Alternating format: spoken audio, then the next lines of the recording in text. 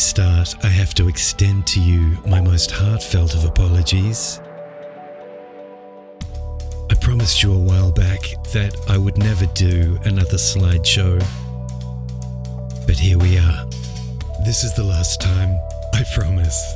So you've seen the thumbnail, you know what this is about, so let's get into it. Back in the depths of history, I was contacted by an Instagram follower who became a friend, and he wanted a very, very strange guitar indeed.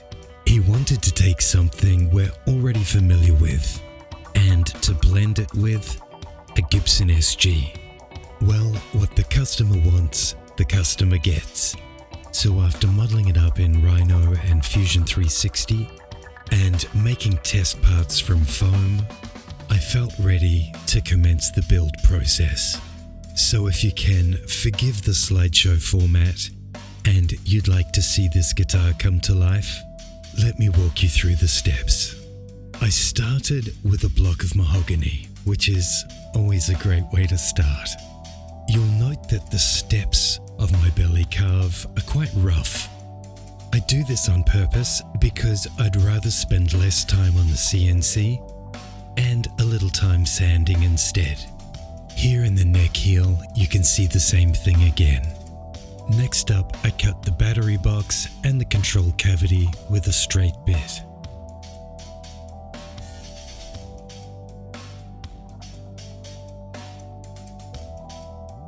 The outside contour, or the shape, of the guitar is carved last, after I've carved all the pockets and transitions. I'm taking the opportunity here to test fit the neck ferrules and the battery box. There's a lot more sanding to do here, so I've left some room for that. That completed all of the operations on the back of the guitar for now, so I could flip it over and work on the front. And this is what the front carves look like. I'm taking the opportunity to do a quick test fit of all the components on the front. Everything fits perfectly, which is why I did the foam test pieces, just to make sure that I didn't waste any precious wood. Moving over to the neck now, I've carved my truss rod channel, and I also added 2 channels for carbon fiber neck rods. After running a toolpath to recess the headstock face, this neck blank is ready to be flipped over. Here you can see the 3 groups of 2 holes, which are my indexing holes to hold down the workpiece. They're all in positions where they'll be milled away. This is the heel being revealed, and this is the neck profile. This is what the heel transition looks like straight off the CNC. I'm pretty happy with those curves, and these ones. I've done a little sanding on the body, and the neck is roughed out. Time to make a control cavity cover. It's from the same block of wood as the rest of the body, so once it's got some color on it and some gloss, it should look pretty nice. I'm using a piece of string here to make sure that the neck alignment is correct. I'm also using the same technique to center the string hardware. This is the pocket for a fun little headstock inlay that I came up with for this guitar, nice and minimal. Look how tiny that bit is. The inlay itself is made of maple, so it will fit in with the rest of the color scheme on this guitar. Here I'm cutting out the 12th fret inlay. This is made from bird's eye maple. The inlay is cut here and it's ready to go into its pocket. It all looks like a bit of a mess here after having the glue wiped away and bits of paper towel left behind. But everything you see is about to be routed away as I route in the radius of the fretboard. As you can see, it turned out great. Now I'm slotting for frets.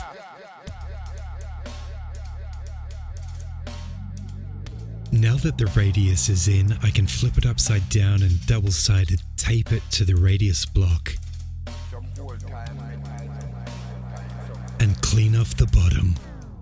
The truss rod is taped over and the neck is prepped for glue. I'm using locator pins to make sure the fretboard doesn't wiggle under clamping pressure. They'll be hidden by the frets and the nut when the neck is completed. Time for a good old-fashioned clamp sandwich, and when it comes out, it looks exactly the same, except it doesn't fall apart. The keen-eyed among you will notice that the side dots are in. I did a post on Instagram a while back outlining the most ridiculously simple method for getting dead straight side dots every time. Just like these sweet babies. Time to drop some frets in.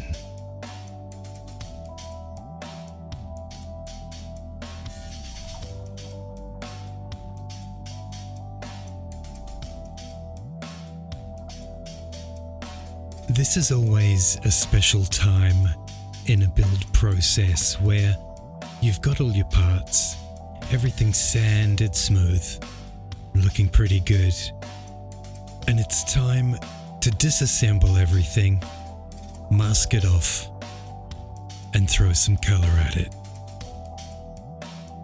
The first step with mahogany, of course, being such an open grain wood, is to seal those grains.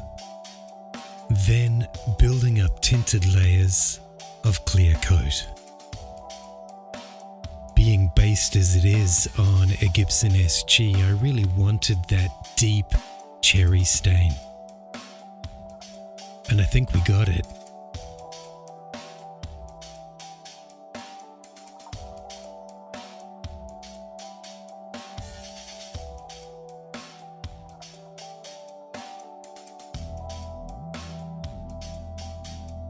Okay, back to work. Time to dress some frets. As you know, things have to get pretty dirty before they can get nice and clean.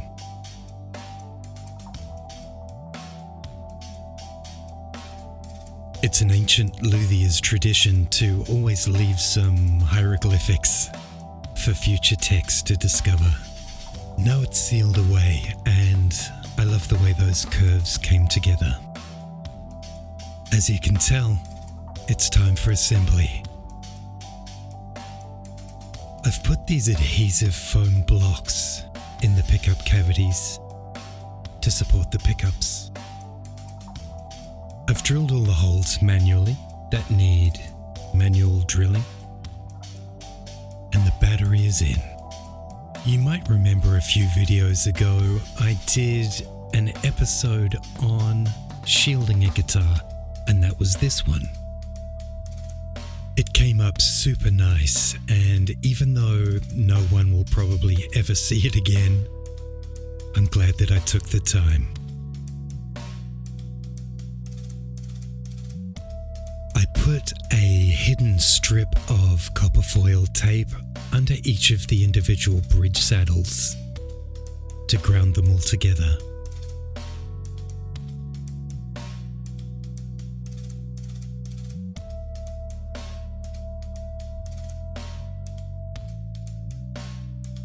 I marked the two outermost string positions on the nut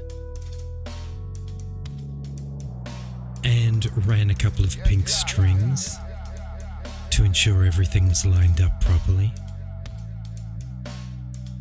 and then measured each individual slot location so I could start getting some strings in there.